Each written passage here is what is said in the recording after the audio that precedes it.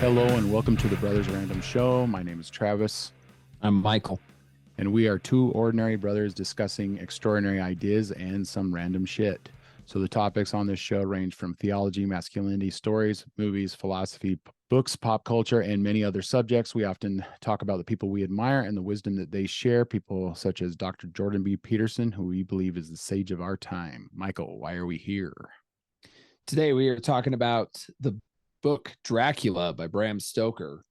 I am Dracula. I am Dracula. I am Dracula. I am Dracula. I am Count Vladislas Dracula. Fourth in our series of our Oktoberfest kind of scary, Halloween-y, kind of spooky conversations, I guess. So, and Dracula being the classic that it is, and starting, I mean, think about what the book Dracula started, right? All the vampire movies and lore. Mm-hmm. I mean, it's kind of just fascinating to think about how an author in 1897, 1897, when it was written, started the craze. So well, and Victorian era Gothic horror was kind of a big deal at the time. I mean, H.P. Lovecraft was around the same period, and he was always writing, horror stories and stuff like that. So, and of course, Mary Shelley, she wrote Frankenstein. So, I mean, it wasn't uncommon at the time. But, and I mean, I would say he's not even the original vampire story. There was writings at the time that were a vampire. He just wrote a pretty damn good book, and so now we're going to review it, and that's how we're going to end our spooky series. So my thoughts, initial thoughts on it are just kind of I'm impressed by how religious it is. It's very strange to read books that elicit and talk about God.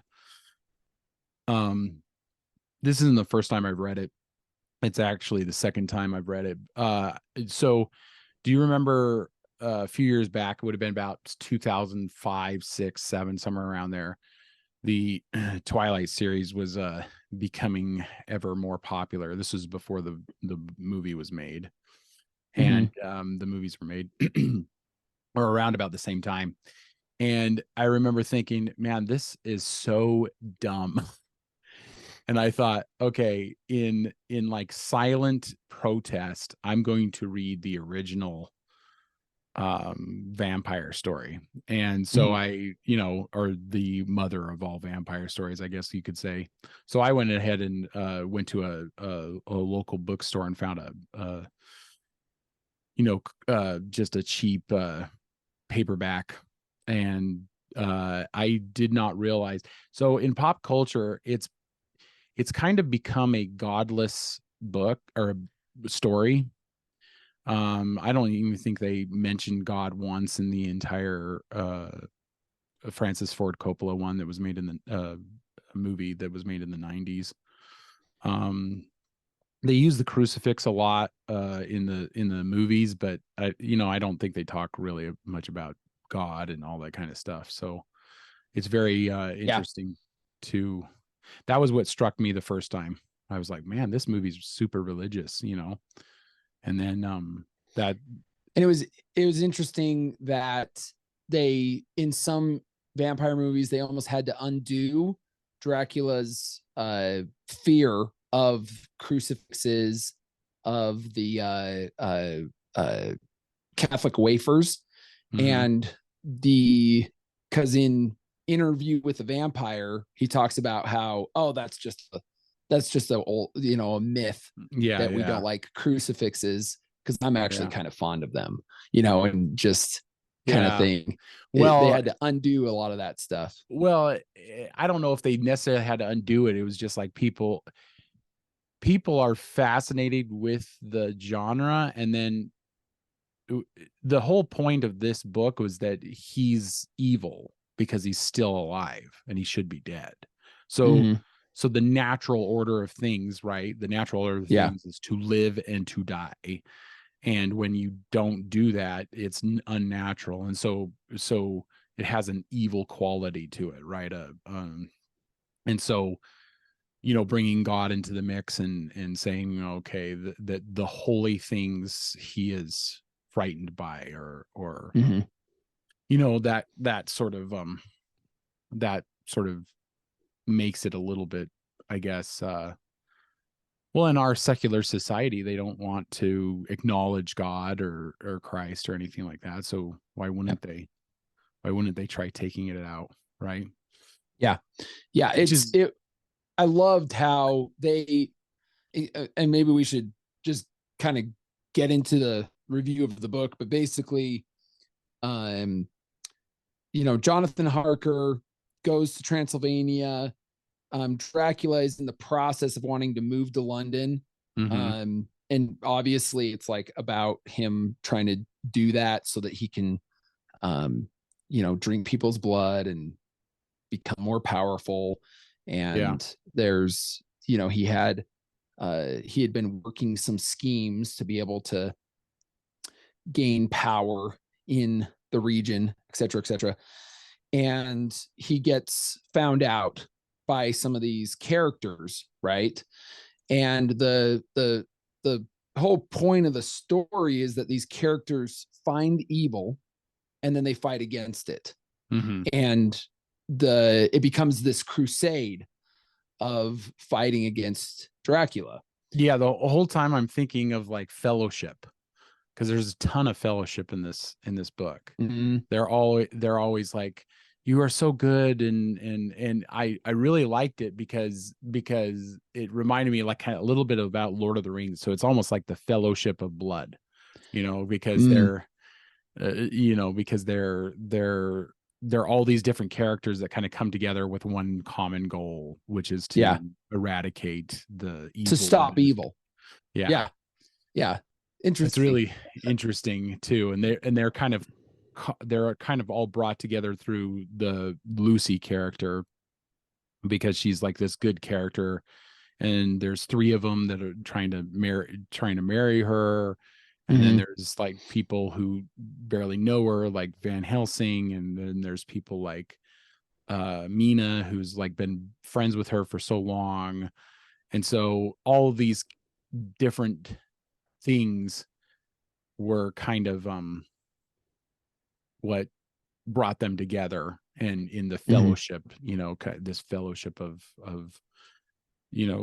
the quest against evil. So, and that's how Dracula is expressed in this book, is he is the incarnate of evil, which popular society doesn't push that anymore. It's almost like popular society has become evil, and so they're more fascinated by Dracula than they are repulsed by Dracula, because you're supposed to feel repulsion in this book against him, right? Right. Yeah. Because he always Stoker actually talks about like the smell of death a lot. Whenever they enter one of his lairs, they always talk about the smell of death that comes with entering the lair, and that I find that interesting, because that's what you're supposed to not be you're supposed to be put off by him, right? Yeah. And there's never an attempt, and I'm not against some of pop culture to understand the bad guy, right? Oh yeah. But there's never a real attempt in this book to understand Dracula. It's just he's evil and he must be stopped, right? And I feel like there is that kind of pop culture, oh well, let's understand them, which I mean, I get it's interesting, right? Breaking Bad was interesting Yeah. to understand the bad guy, Yeah.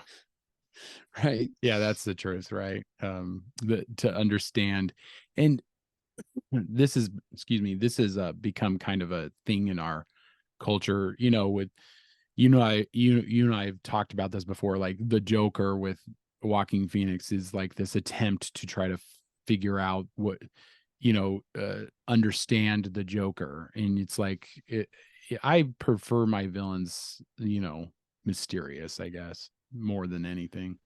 A little bit more. Yeah, exactly. I don't Yeah, need to understand them, right? yeah. And mysterious is it's a great word for it, because I mean, in Heath Ledger's Joker, Yeah. we never just need to understand Yeah. the bad guy. You just understand that he's evil and he needs to be stopped. And that's the case in this.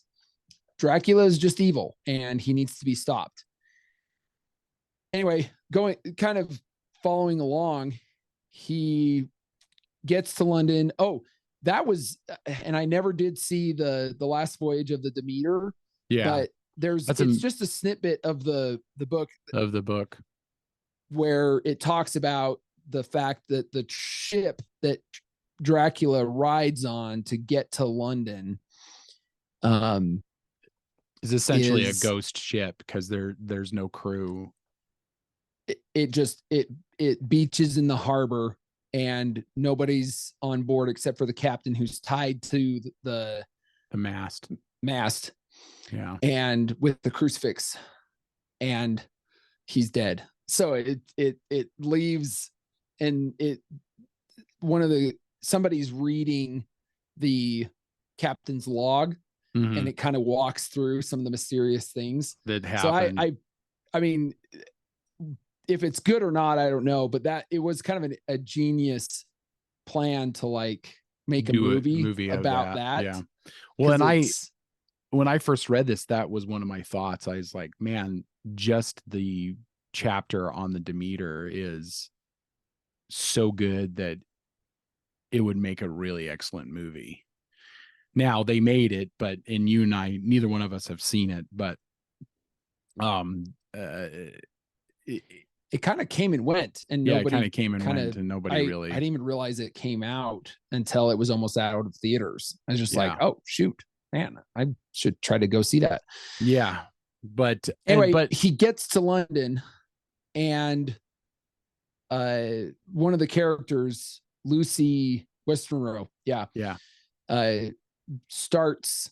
It becomes like this mystery where all these men that love Lucy are wondering why she's becoming so pale and like, so like not well. Yeah. And John Stewart, Stewart asks a colleague of his to come see her. Seward. The Dr. Seward. Yeah. Yep. And that's Van Helsing. That's when Van Helsing, and he's probably one of gentlemen. He's probably one of the more fascinating characters in literary history, because not only is there's been tons of pop culture stuff. They've made movies about Van Helsing. There's TV shows about Van Helsing. Yeah.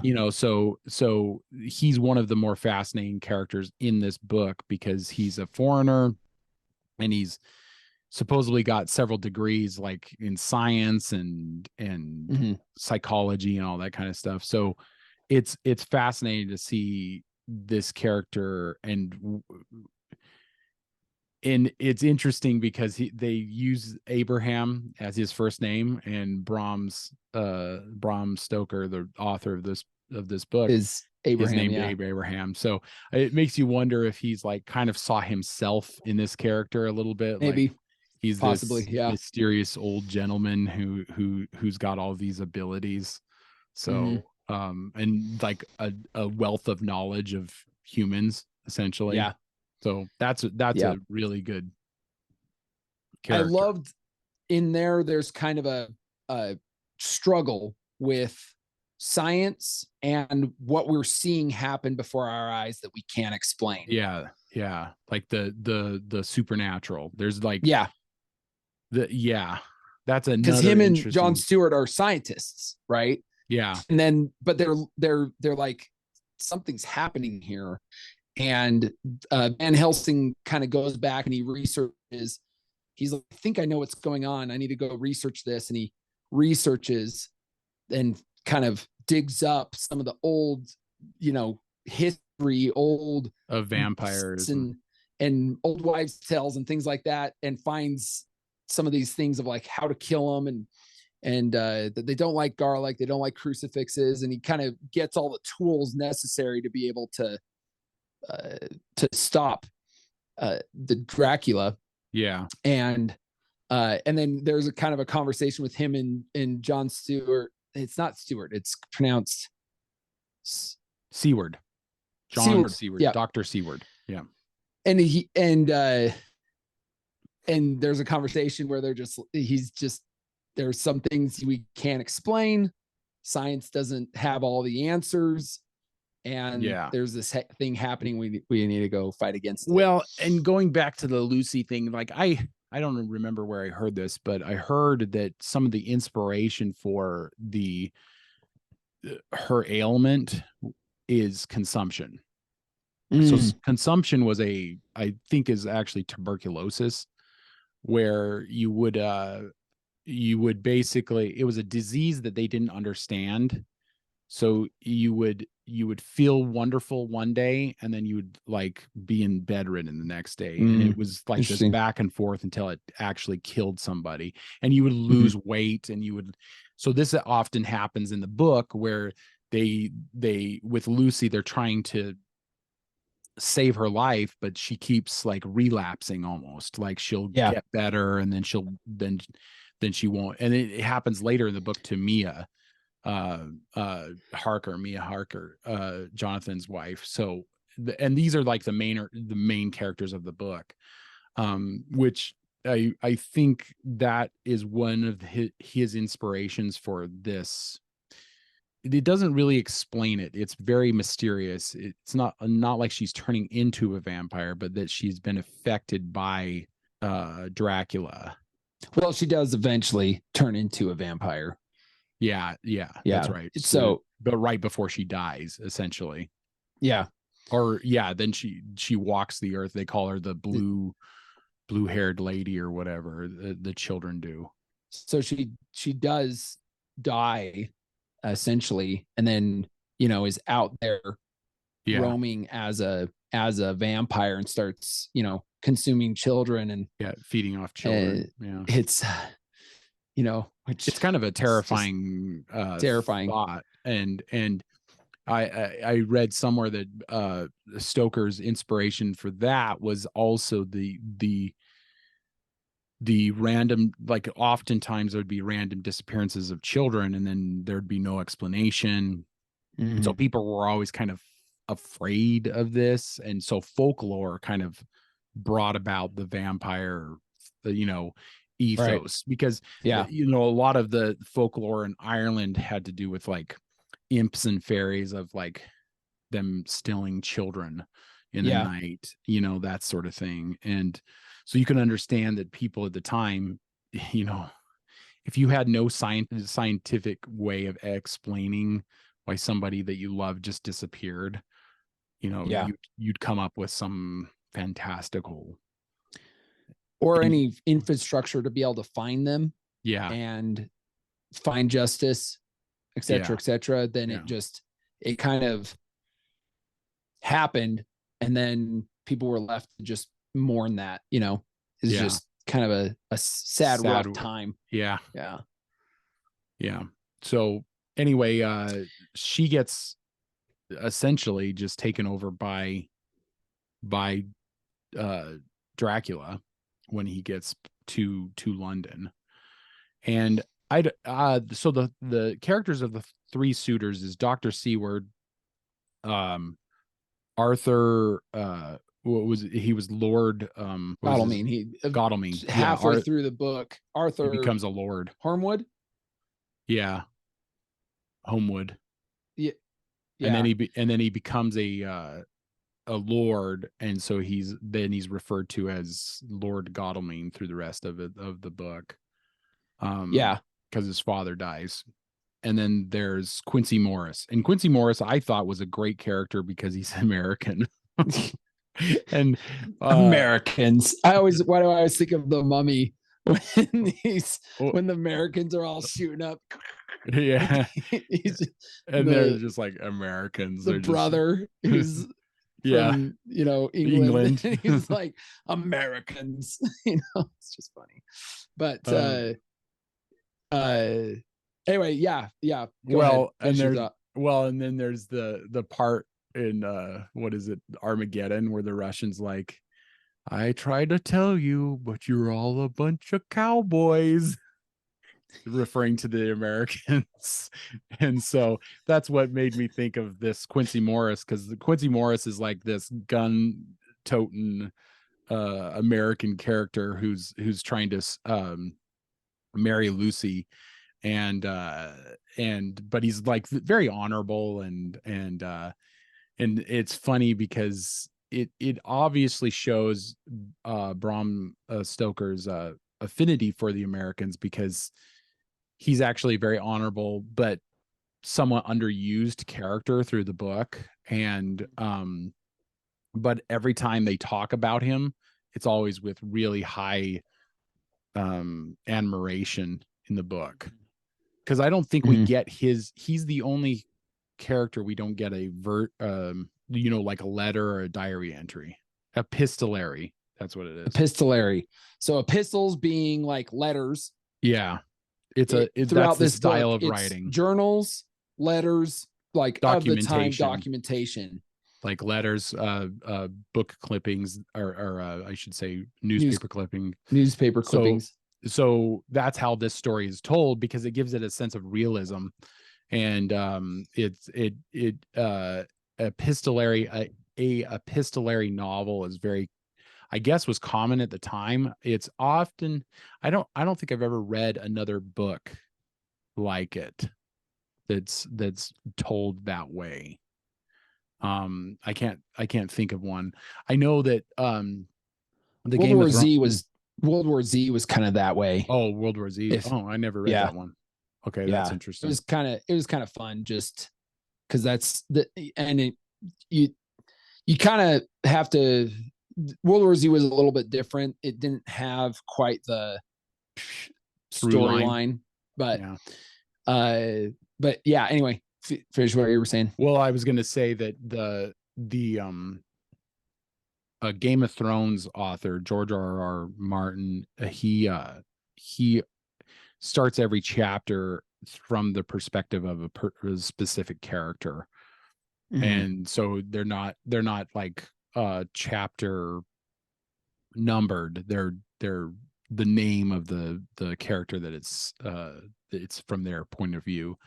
And this was also very similar, because you get the sense that it's from every character's point of view. And with Quincy Morris, I think he was the only character that didn't have a point of view that was so it gives him kind of this mysterious quality, and because he's American, I just liked it a lot. So he's like one of my favorite characters in the book. He also makes the suggestion to use the Winchester as to get some Winchesters as a weapon against the undead.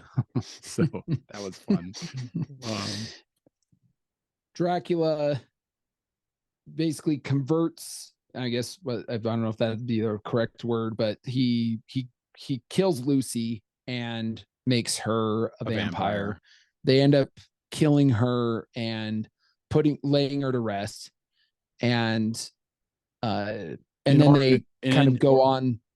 In order to do that, they had to basically mutilate her body. And so it's funny because at the time, like last rites was a big deal, I guess, with practicing Catholicism, that sort of thing.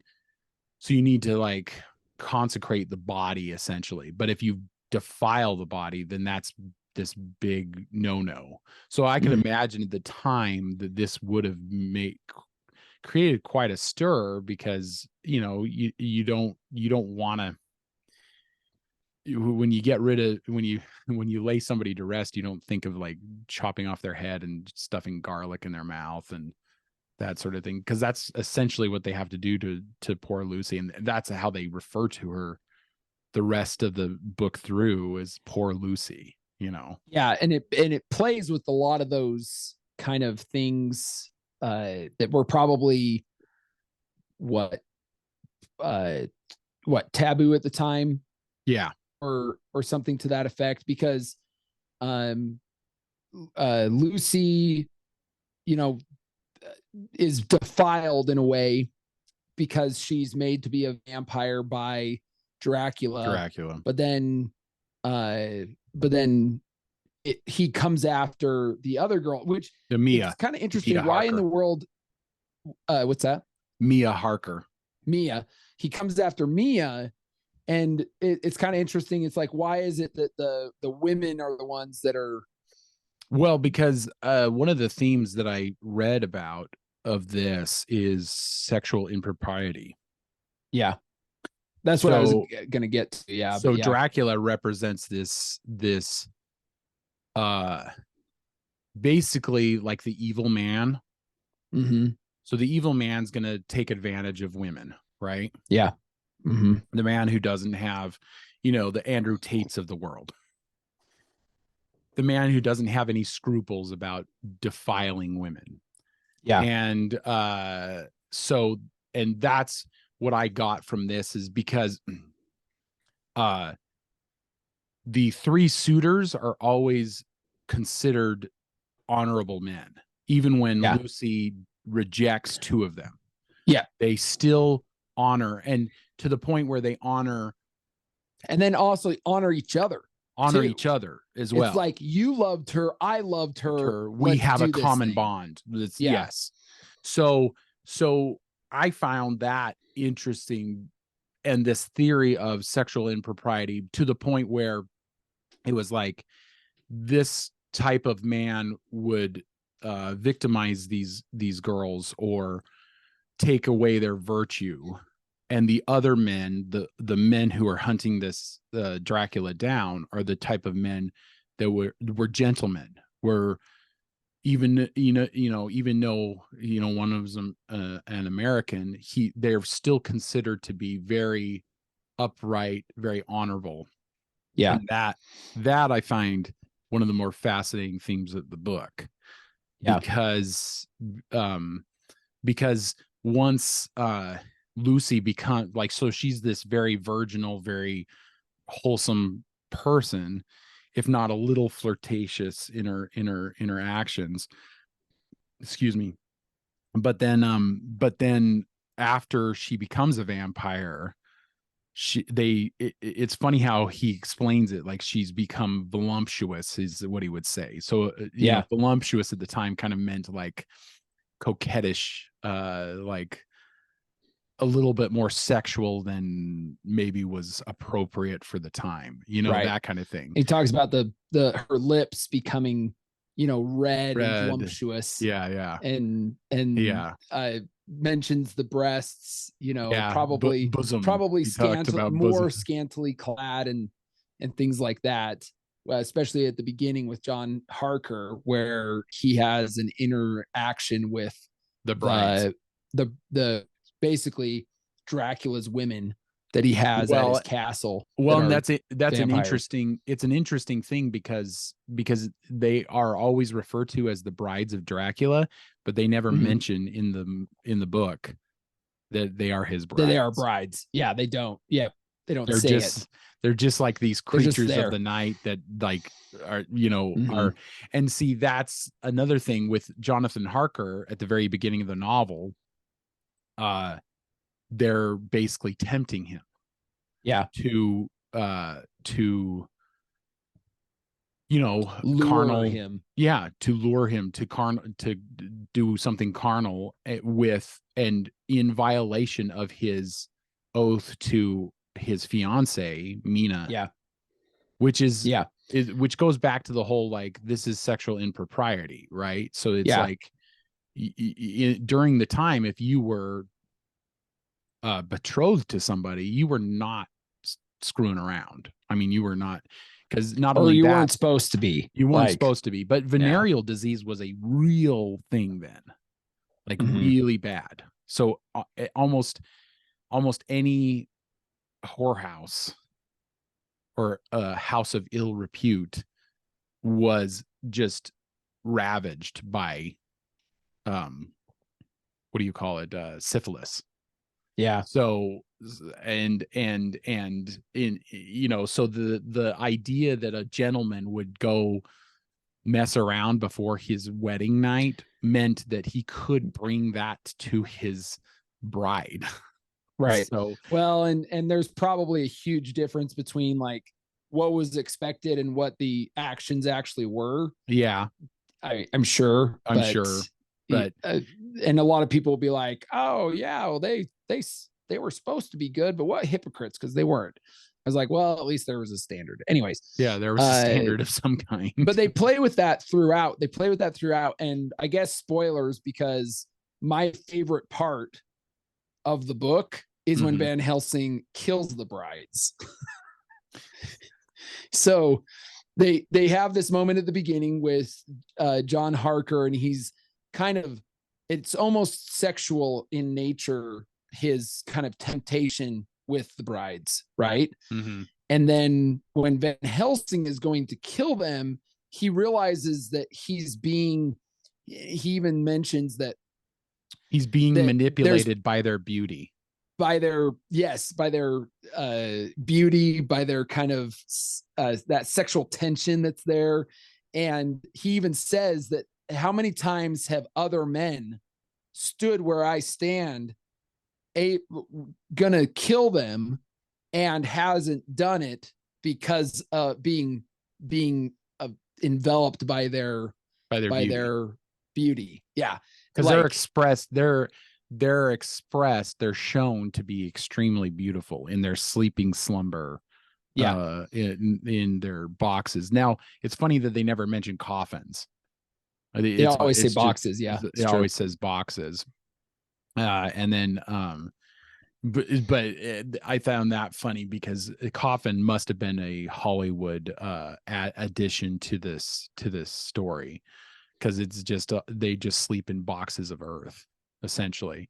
But I did like that part as well, because he's basically saying I need to stay the course. Yeah, I need to overcome. Yeah, it's like, and it is kind of that, following the straight and narrow, like doing the right thing, not giving into your lesser, baser human instincts.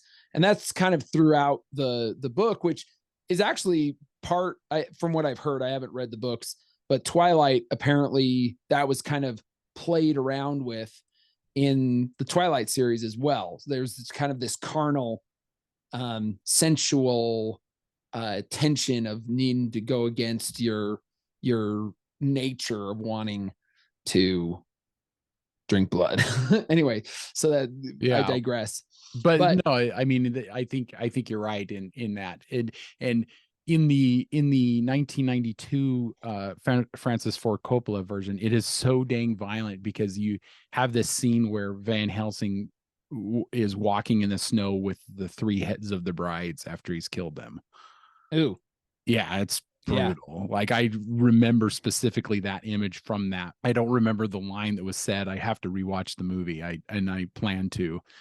But he's basically dragging their heads through the snow, and it's the three brides. And I'd like to say that Monica Bellucci plays one of the head brides in that one, and she does a great job, because she's actually a very gorgeous woman. So she is famous, another Keanu Reeves movie, The Matrix. So she's had a career with Keanu Reeves pretty much straight up. So who was she in The Matrix? She was the French lady that comes on to Neo in front of Trinity. Oh, okay. in the sequel. I guess it was the sequels It's a sequel. Yeah. that are lesser Anyways, movies. um, So it's really a great take on that theory, the theory of maybe like sexual promiscuity and seduction. Because if this book was published in the Victorian era, where they were kind of known for not having being very like uptight sexually, Yeah. Even if it wasn't done well in practice, there was the standard of that, right? Yeah, well, I That mean, there was the still standard. there were still whorehouses and houses of ill repute. I mean, it was well known. Gentlemen like from all over would go to those, right? And Yeah. in the States, it was probably far worse in the unsettled West, Right. But The mining towns with whorehouses, blah blah that blah, sort of thing. That would have been about the same but time. In this story, it stresses a lot about how good these men were and how honorable they were, that they were kind of putting everything on the line to fight against this evil. Yeah. And there was even a moment where he talks about how. So there's a line that I want to go ahead, read to you, because it goes to that. It says, "A brave man's blood is the best thing in the world when a woman is in trouble." And Van Helsing, that's a line. That's by Van Helsing. Yeah, he had some great lines. He had some great lines. So good. So that I thought was really good because it also goes back to the blood. So the whole blood theme, like he probably says blood in the book like 1,000 times. Yeah, it's a lot. And so so it goes back to the blood, because he's like, a brave man's blood is the thing that women need to help out. And I just found that. So there's a lot of like masculine virtue in this, which I really loved.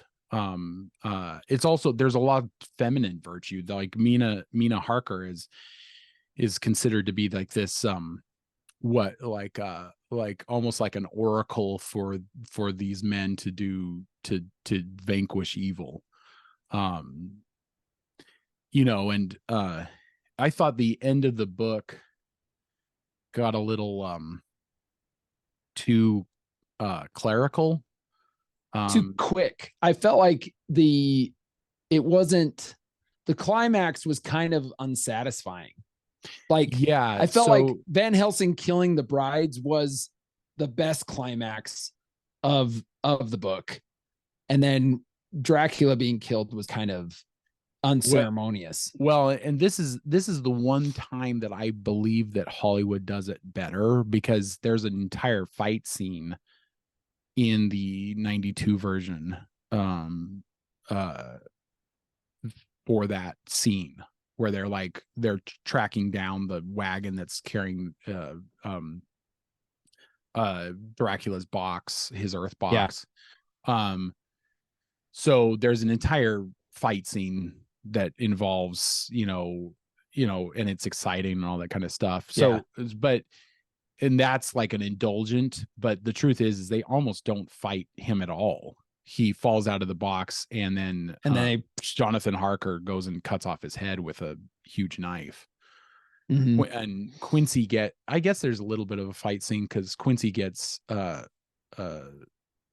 He gets stabbed by one of the guys that were hired to gypsy, by I think they were hired when gypsies, something like that. They were hired by Dracula. Yeah. And they were probably just paid, like, protect this box at all costs kind of thing. They didn't know. And so they were just mercenaries. Mercenaries, essentially. Yeah. And one of them gets Quincy Morris. Yeah. I guess it was kind of a they could have used a little bit more, like, just in the book, it could have been a little bit more, and maybe it wasn't, anticlimactic wasn't a big deal for books in the day. I'm not sure, who knows, but it did feel a little bit anticlimactic in that sense. it's more of a tone book. Like it's setting like this tone of like dread. That's a lot. There's a lot of dread in it, like the first half of the book, Dracula is a formidable character, but the middle portion of the book, he's almost not in it at all. And they just talk a lot about him. So it's almost like it's just setting this tone of dread that he kind of perpetuates, Yeah. which is probably why the popularity and that it's lasted so long. I mean, the book's over 100 years old. So yeah. And it's also out of copyright. That might be why they use it so often.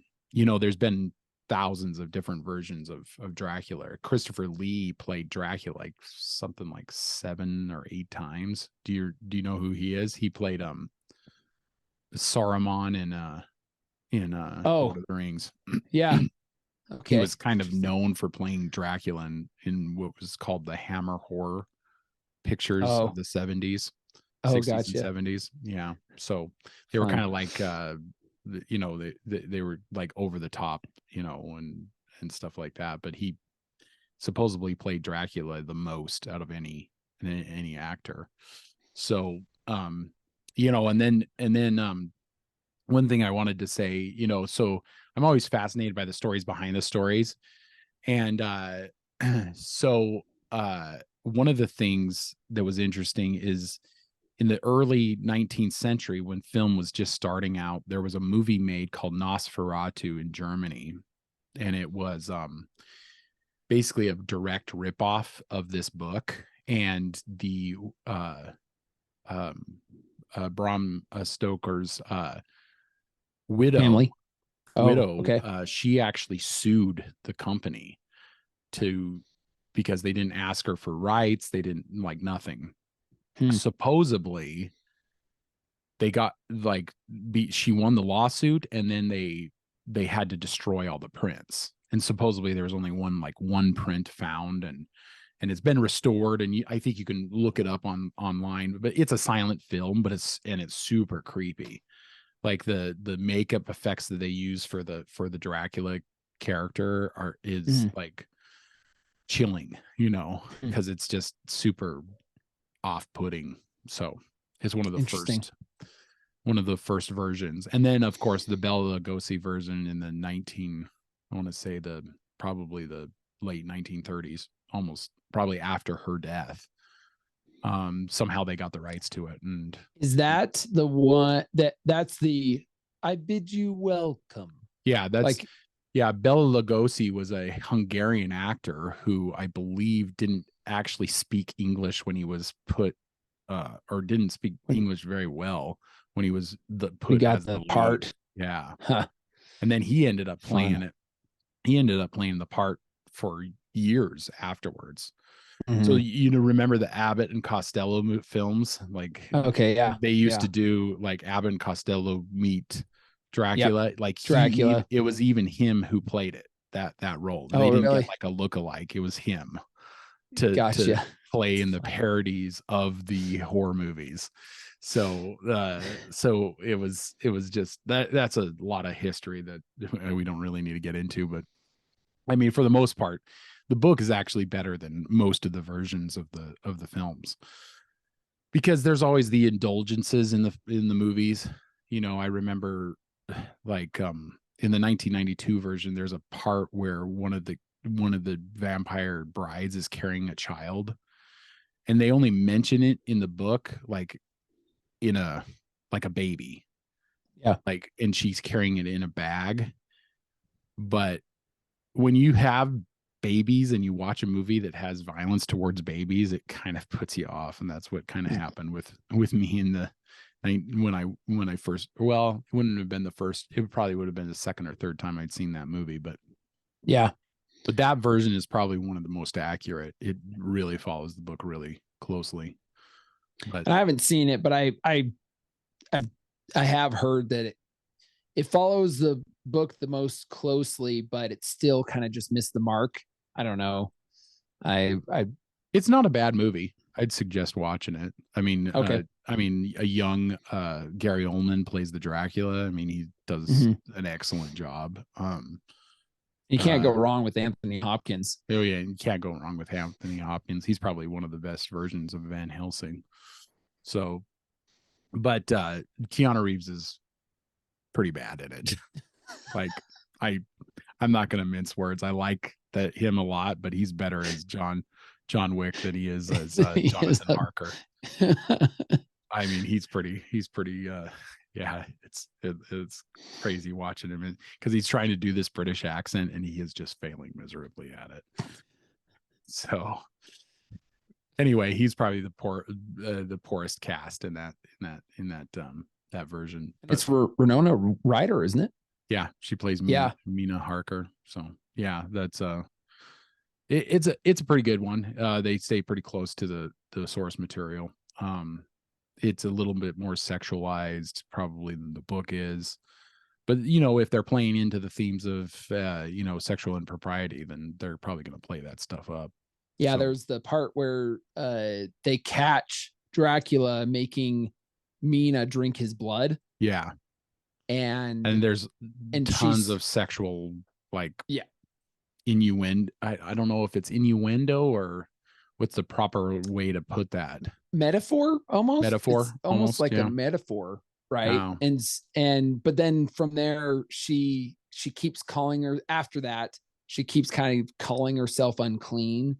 Yeah. Van Helsing tries to touch her forehead with a wafer, a communion wafer, and it burns her. And then she's like, unclean. It's well, and it goes back to the Victorian era. Virtue was kind of seen as this really important thing when it came to women. So, yeah, it's a lot less important now. So, but times they be a changing. Yeah, they've definitely changed from the Victorian era. So, but it does play into that. So, if you think of him as like a what do you think, like a predator, like Dracula's, that would be the correct way to view him as a predator. Yeah. So he's out to rid these women of their virtue and humanity, essentially. Yeah. So yeah. And Bram Stoker might have been playing into those norms of the era, and that's what made the book popular. So there's a portion that it becomes really dull right before the end. Where they leave. This is where they leave London to go chase after. So Dracula comes to London, they find him out, and he decides he's going to go back to Transylvania, and they chase him. They decide to go, and they're gonna kill him on his own home turf, basically. Mm-hmm.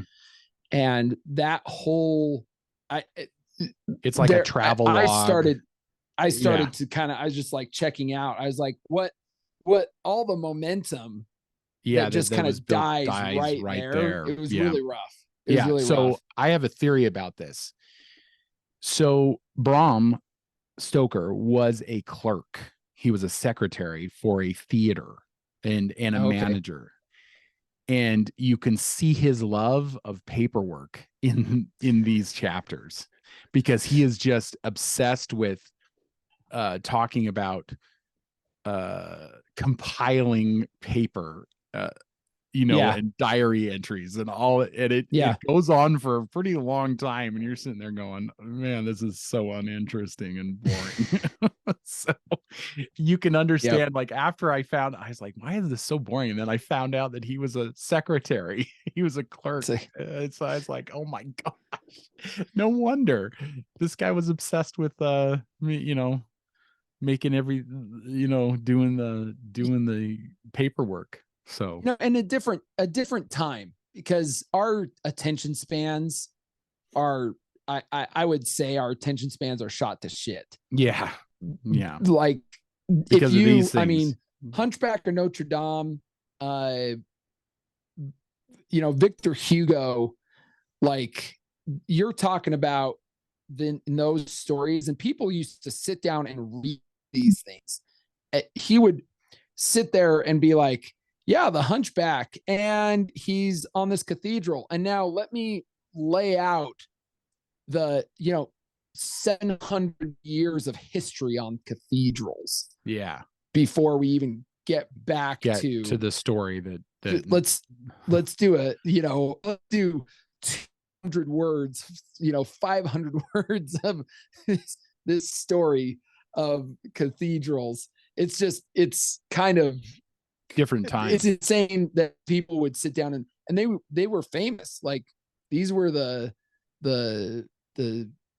what pop star, the big stars of the time were, these people, Victor Hugo and Mark Twain. Mark Twain. Yeah. Some of these.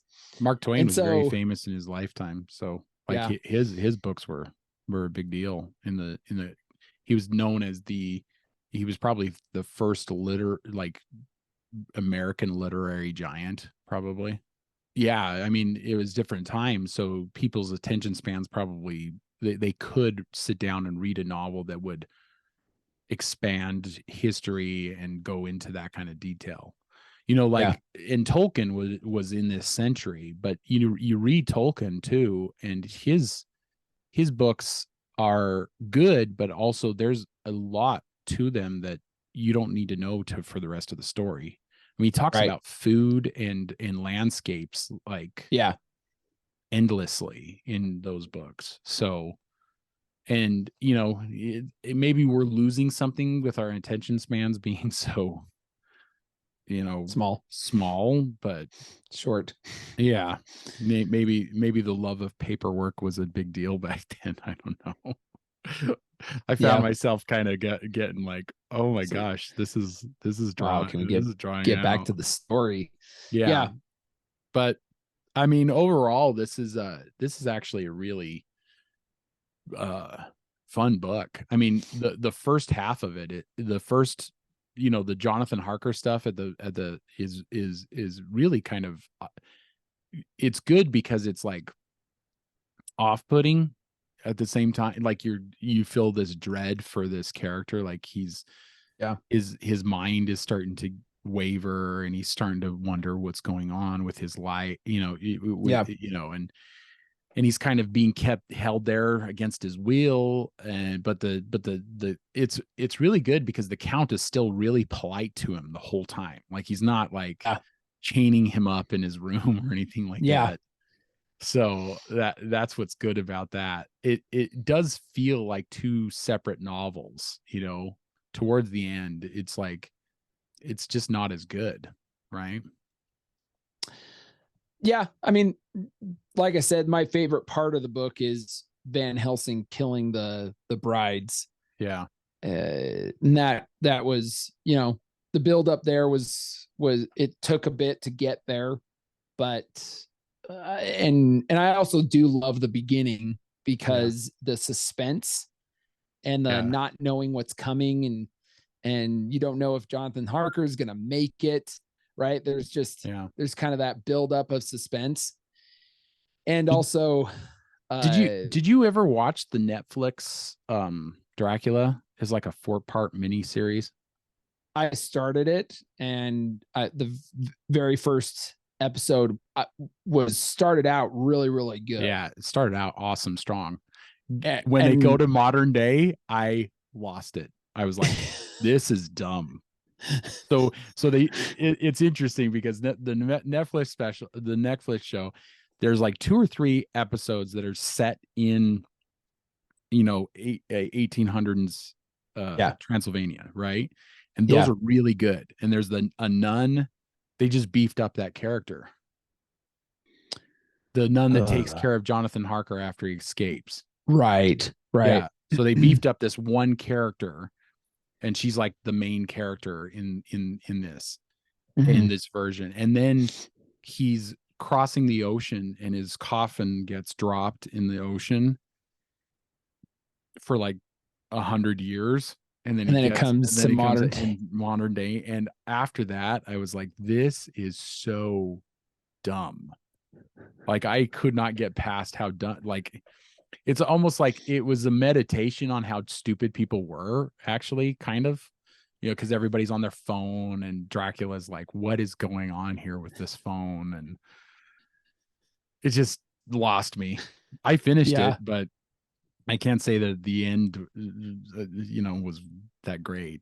So I guess that goes to the book itself. It ends well. I would say the book ends well, but there was a stretch in between that was kind of hard to get through. Love Van Helsing's character. It's really, it was really cool. Just Quincy Morris and all Van about Helsing. Nobility. Those two are my two favorite characters, I think. Yeah.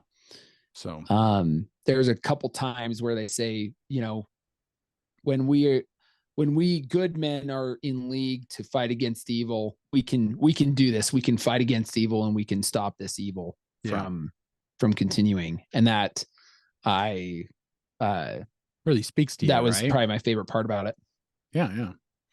Because, in our day and age, you and I talk about this all the time. It's like a good man's hard to find nowadays, And that are willing to fight against evil, Yeah. Yeah. Any more thoughts on that, brother? Nope, I think that's it. It was a good book. Fun read. I got to admit, I don't get to do that as much anymore as I want to. So I was putting it down to the wire. I finished it this morning. So there you go. Yeah. Maybe next year. Maybe next year we can do Frankenstein or something. Yeah. Mary Shelley. So another person who probably had other works, but is only known for this, right? Yeah. Bram Stoker, he's only known for this. And I think it's probably because of the pop culture surrounding it. Like after the movie came out, the one with Bela Lugosi from the 1930s, that pretty much solidified that character for pop culture. Mm-hmm. I mean, and then everybody's trying to always do their own twist on it, own spin on it. Adaptations. Yeah. Yep. Then you're getting the Lost Boys and Interview with a Vampire. It becomes just even more and more Twilight, blah, blah, blah, blah. It just keeps kind of on and on and on and on. Well, and it's, he didn't start the genre, but he basically popularized the genre. So the vampire genre has become its own. I mean, it's pretty much a female led staple now because of Twilight. So almost all romance novels either have a vampire or a pirate or a rich, banker in New York. They're all like men of power, essentially. So, which is interesting because what does that say about the female psyche? I don't know. Anyway, do you have any more thoughts on that? We'll wrap this up. Yeah, to wrap it up. One thing I loved, I watched a documentary about vampires and the lore and etc. And there was a guy that talked about how there are actual vampires, and it's an analogy of people who suck the life out of you. There are people in our lives that suck the life out of you, and blood is just a kind of a analogy of a metaphor, vigor yeah, of it, life within you. And this guy that was on this documentary was talking about how when you have somebody in your life that sucks the life out of you, than that is Hmm. an emotional vampire. And so anyway, so the point being, don't have emotional vampires in your life. Well, and people like those are toxic relationships, right? So people are like always talking about, how to get rid of a toxic relationship and all that kind of stuff, and there's people like that. It brings to mind, have you ever seen What We Do in the Shadows? Mm-mm. So it's basically a parody on the vampire genre, and it's basically guys that are in the same flat and they're all vampires, and they all represent like a different aspect of vampires.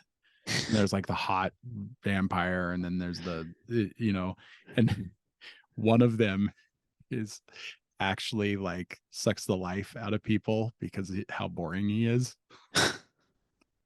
So he like sits down and starts talking. Like it's one of those people that doesn't stop talking.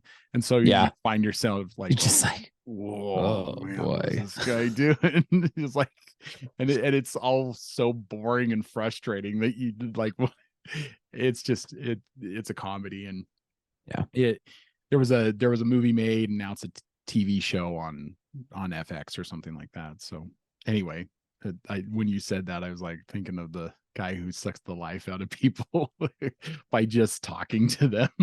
Yeah. All right. I guess we'll call that good, brother.